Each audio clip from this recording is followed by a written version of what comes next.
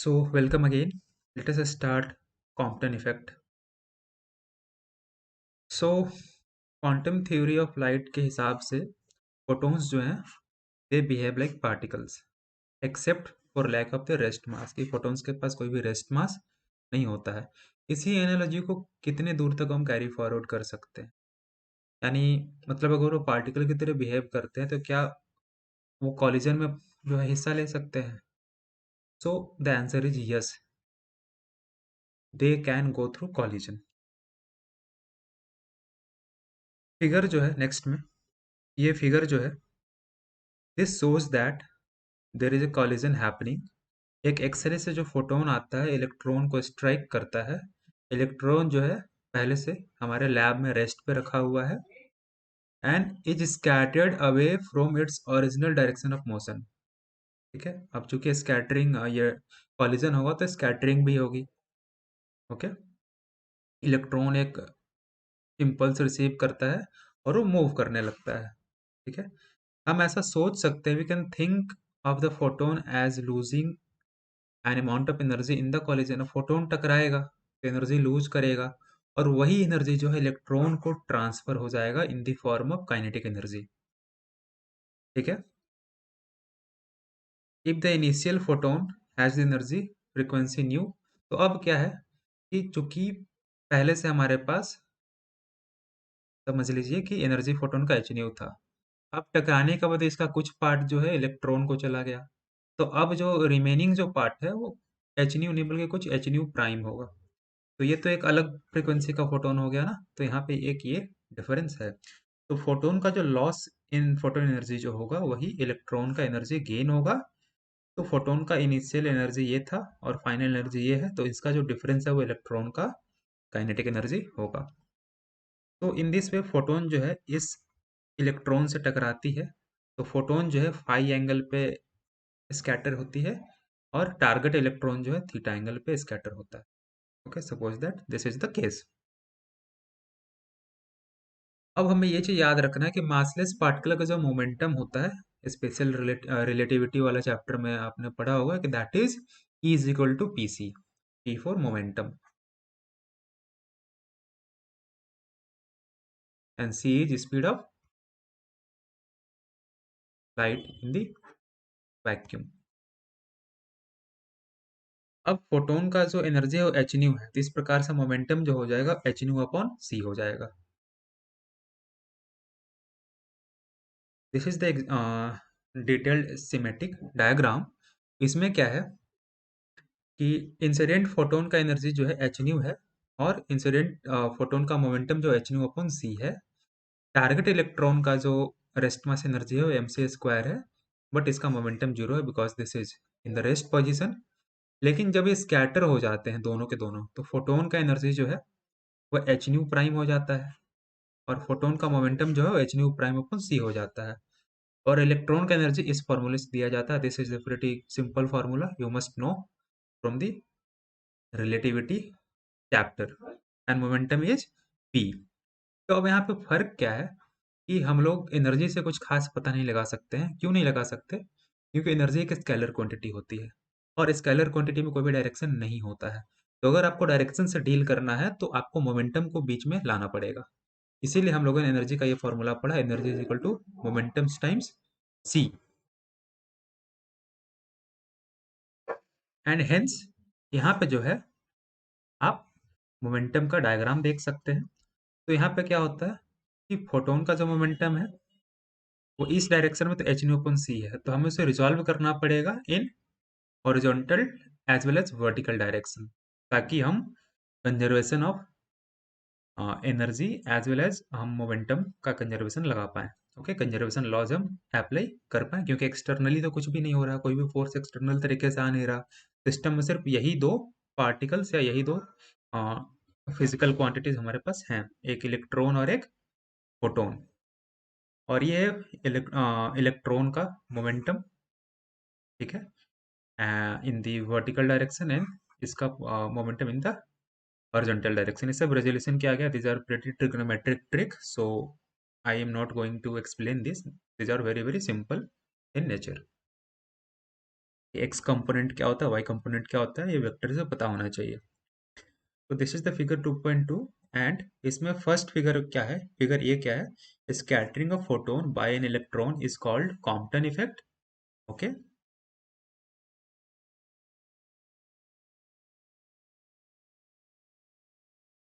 And energy and momentum are conserved in such an event, क्योंकि externally तो कुछ भी लग नहीं रहा था, एनर्जी और मोमेंटम को कंजर्व ही होना पड़ेगा।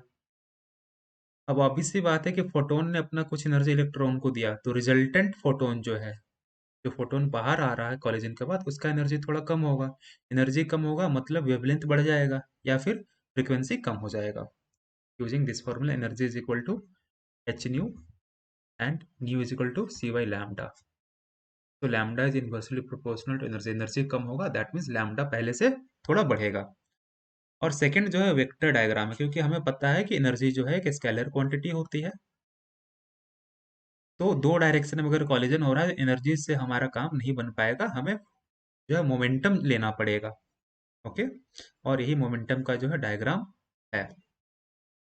Diagram sir very very simple, बस आपको जिस आपको एंगल पता है फाइव और थीटा, आपको उसी में बस रिजॉल्व कर देना है। ये हॉरिजॉन्टल डायरेक्शन में क्या होगा, वर्टिकल डायरेक्शन में क्या होगा, यूज द ट्रिग्नोमेट्री।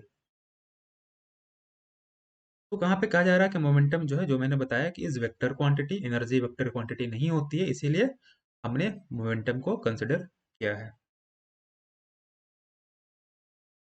अब फोटोन का इनिशियल मोमेंटम क्या था, मोमेंटम जो होता है एनर्जी अपॉन सी होता है, और एनर्जी जो है एच न्यू है, इनिशियली एच न्यू अपॉन सी हो गया। ठीक है, और स्कैटर्ड फोटोन का जो है फ्रीक्वेंसी ऑब्वियसली चेंज करेगा, क्योंकि एनर्जी चेंज करेगा, एनर्जी वो कुछ अपना इलेक्ट्रॉन को दे रहा है। ठीक है, और इलेक्ट्रॉन का जो है इनिशियल मोमेंटा तो जीरो हो गया, लेकिन फाइनल चूंकि वो मोशन में आ चुका है तो कुछ पी हो गया होगा। तो ओरिजिनल फोटोन के डायरेक्शन में यानी हॉरिजॉन्टल डायरेक्शन में, ओरिजिनल फोटोन का डायरेक्शन हमारा ये है। तो हॉरिजॉन्टल डायरेक्शन में इनिशियल मोमेंटम जो फाइनल मोमेंटम के बराबर होगा। अब पहले फोटोन का डायरेक्शन जो था सेम ही था, हॉरिजॉन्टल ही था, तो एच नी ओपन सी, और इलेक्ट्रॉन का जो है वो जीरो, ये इलेक्ट्रॉन का और ये फोटोन का। और अब जो है फोटोन का जो है ये हो गया, डायग्राम से हम देख सकते हैं, this is photon and this is of electron.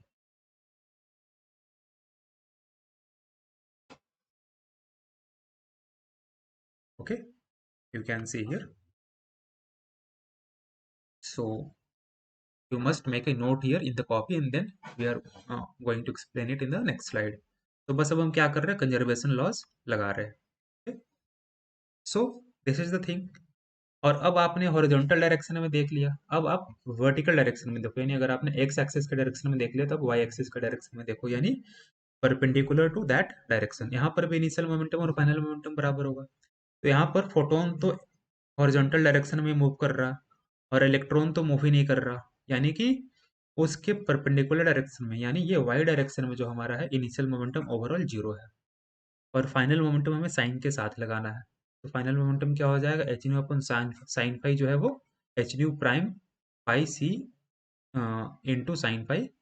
ठीक है, this is the momentum of photon, और this is the momentum of minus sine के साथ इलेक्ट्रॉन, क्योंकि नीचे के डायरेक्शन में, तो हमें साइन का भी ध्यान रखना पड़ेगा। अब आपको ये दो सेट ऑफ इक्वेशन मिले हैं, आपको इन्हें सॉल्व करना है।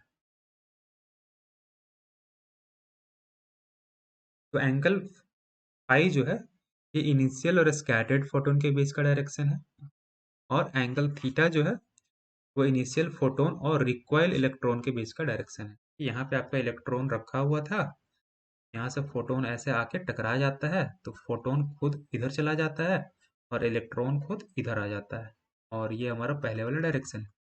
तो this is theta and this is phi, यहाँ पे ये फोटोन है। ठीक है, तो फर्स्ट स्टेप जो है लास्ट में जो भी इक्वेशन उसको आप सिंपल कर लो, सी से मल्टीप्लाई करा दो, तो जो नीचे में सी जो था कैंसिल हो जाएगा and you will get this two form. ये वही दोनों इक्वेशन के डिफरेंट फॉर्म हैं।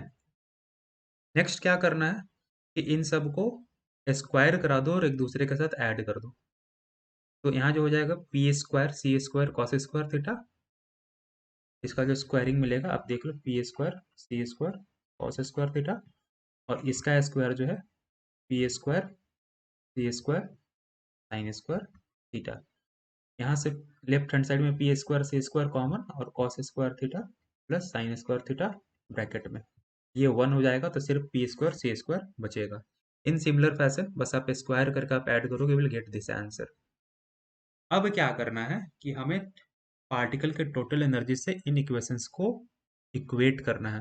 तो रिलेटिविटी में हम लोगों ने पढ़ा है कि जो टोटल एनर्जी जो होता है that is equal to E square is equal to P square C square plus rest mass energy that is M naught C square whole square. तो पी स्क्वायर सी स्क्वायर का value आप चाहें तो इधर से डाल सकते हैं। These are two different form of the total energy. एक तो हो गया, देखो यहाँ पे ध्यान देना, ये मैंने एम नॉट लिखा है, ये यहाँ पे सिर्फ एम लिखा है, they are both rest mass energy. Okay, तो डोंट गेट कंफ्यूज, मैं एम नॉट हटा देता हूँ।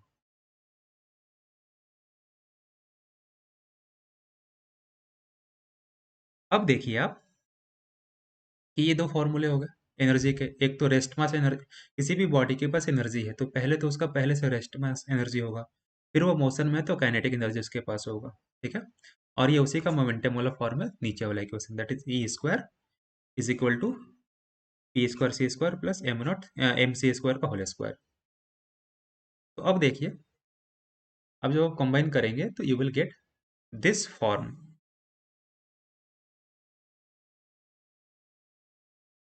तो पहले आपको क्या करना है, इक्वेशन 1.20 को और 2.4 को इसमें डालना है and you will get this resulting form. This are very very easy calculation, बस अलजेब्रिक कैलकुलेशन करना है आपको, बस पी स्क्वायर सी स्क्वायर का वैल्यू निकालना है सबसे मिला के, you will automatically get this.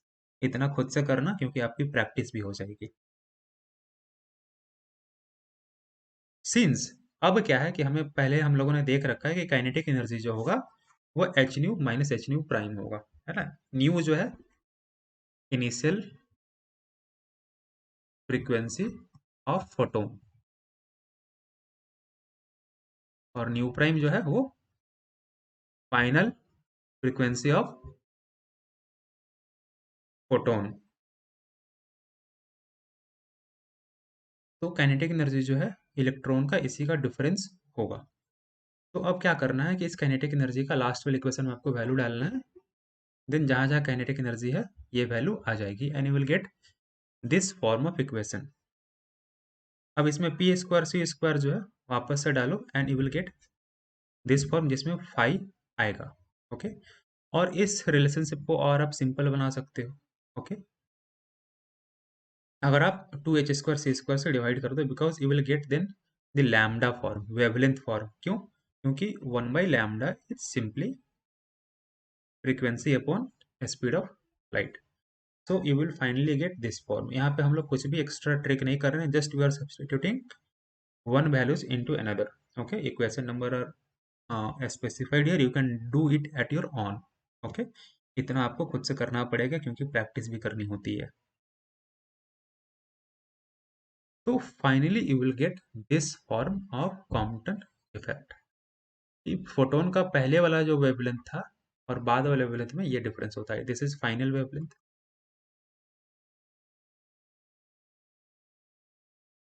And this lambda is initial wavelength of photon. ये फाइव जो है फोटोन का स्कैटरिंग एंगल है,